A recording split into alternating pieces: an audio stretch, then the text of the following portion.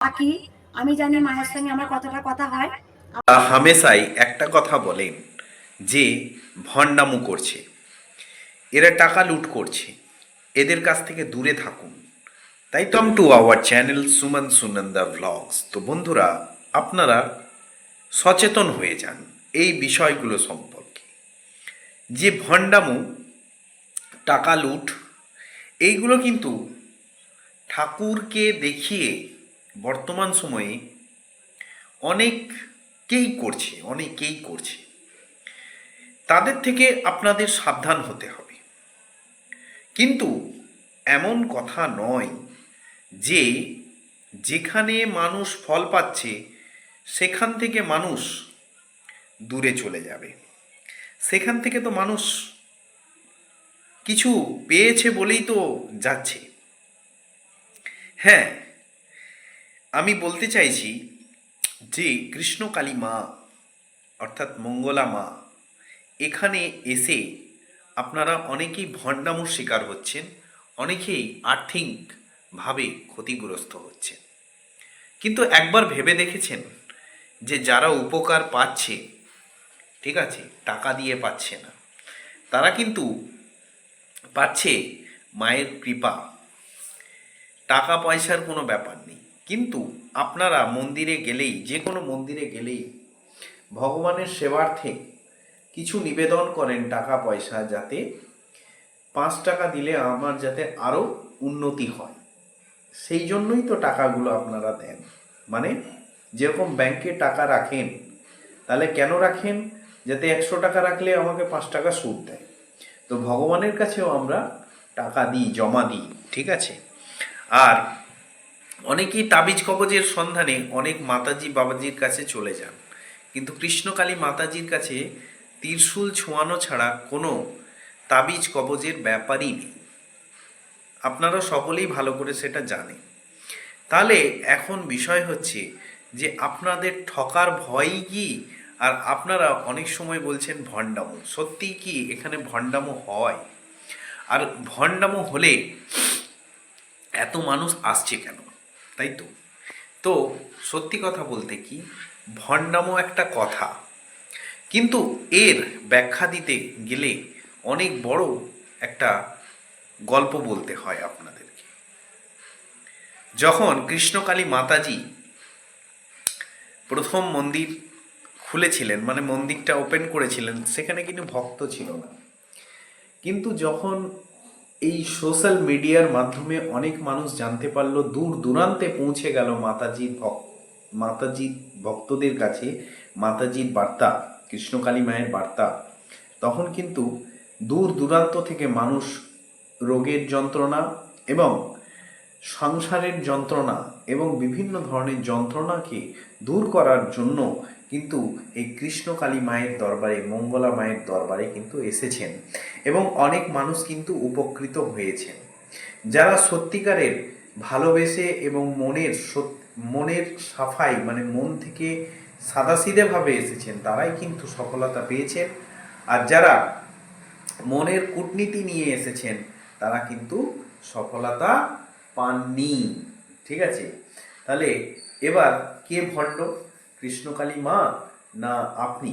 ঠিক আছে, আপনার ঈশ্বরের প্রতি বিশ্বাস নেই তো আপনি আসছেন কেন? আপনার প্রথমেই তো বিশ্বাস নেই, তাহলে আপনি আসছেন কেন? আপনি যদি আসেন এবং যদি ঠকে যান, দায়িত্বটা কাকে নিতে হবে? মঙ্গলা মাকে, কৃষ্ণকালী মাকে, না আপনার নিজস্ব দায়িত্ব? এটা একবার ক্যালকুলেশন করুন। আপনি একবার ধীরে স্থিরভাবে বসুন কোনো একটা জায়গায়, তারপর সেটা ক্যালকুলেশন করুন। ভণ্ডামুর চরম সীমায় পৌঁছে গেছে কৃষ্ণকালী মা। ঠিক আছে, তাহলে আজকে 2-3টে মন্দির যে তৈরি করলো কৃষ্ণকালী মা, ঠিক আছে, যেখান থেকে কৃষ্ণকালী মায়ের ওপর অত্যাচার শুরু হয়েছে, সেখান থেকেই কিন্তু কৃষ্ণকালী মায়ের মানে মঙ্গলা মায়ের জার্নি কিন্তু নতুনভাবে শুরু হয়েছে। এটা কিন্তু মাথায় রাখতে হবে।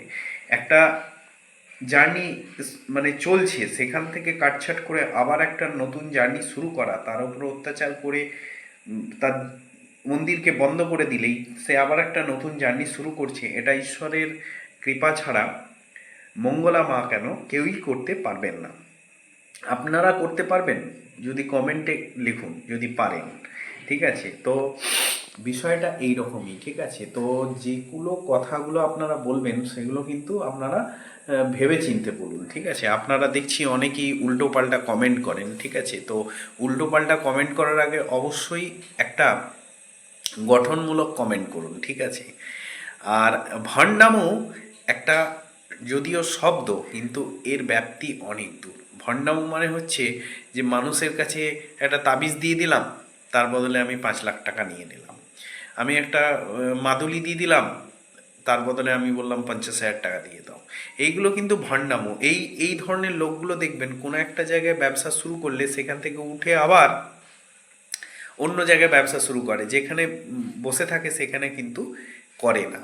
বেলেরাতেও কিন্তু কৃষ্ণকালী মায়ের কৃষ্ণ এবং রাধার মন্দিরটা রয়েছে, গেলে যেতে পারেন। কিন্তু বর্তমানে আমি যেটা খবর পেয়েছি সেখানে পুজো পাঠ কিন্তু কম রয়েছে, মানে সেখানে সেভাবে কৃষ্ণকালী মায়ের মন্দিরে পুজো পাঠটা হচ্ছে না।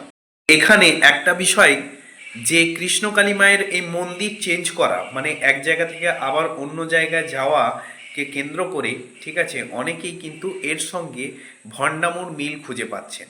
সেই জন্য অনেকেই বলছেন যে এগুলো ভণ্ডামো, কিন্তু বিষয় হচ্ছে যে এখানে ভণ্ডামোর কোনো মিল নেই, ঠিক আছে? যেখানেই কৃষ্ণকালী মা গেছেন সেখানেই কিন্তু সমাদরে মানে এবং দেখবেন একটা ভালো কাজ করতে গেলে কিন্তু অনেক ধরনের পরিস্থিতির মোকাবেলা করতে হয়, ঠিক আছে? তো কৃষ্ণকালী মা এখানে কিন্তু অনেক ধরনের পরিস্থিতির মোকাবেলা করছেন এবং মোকাবেলা করে কিন্তু সবসময় তিনি সফলতা অর্জন করছেন। তাহলে যদি ভণ্ডামো হতো কিন্তু তিনি সফলতা অর্জন করতে পারতেন না।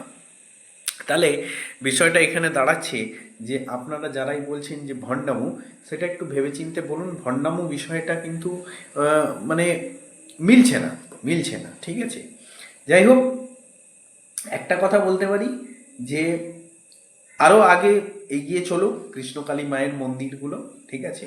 তারপর আরও ভিডিও তো আমি বানাতেই থাকবো। ভণ্ডামো রিয়েল ফেক সেগুলোর ব্যাখ্যা আমি আরোই দেব, ঠিক আছে? এবং আমি প্রথম থেকে দেখছি জার্নিটা, আমি নজরে রেখেছি। আশা করি আপনাদেরকে সঠিক ব্যাখ্যাই দিতে পারবো, ঠিক আছে? যাই হোক, আজকের ভিডিওটা এখানেই শেষ করছি। আপনাদের যদি কিছু বলার থাকে এ বিষয়ে অবশ্যই কমেন্ট বক্সে লিখবেন এ ব্যাপারে। আর কমেন্টে যারা চ্যানেলে নতুন হয়ে আছেন চ্যানেলটাকে সাবস্ক্রাইব করে দেবেন, ভিডিওটাকে লাইক করবেন, অবশ্যই লাইক করবেন। আর অবশ্যই শেয়ার করুন, শেয়ার করলে অবশ্যই দেখবেন অনেক মানুষের উপকার হয়, ঠিক আছে? যাই হোক, কমেন্টে লিখবেন হর হর মহাদেব, জয় কৃষ্ণকালী মায়ের জয়, হর হর মহাদেব। আজকের ভিডিও এখানেই শেষ করছি। Good bye.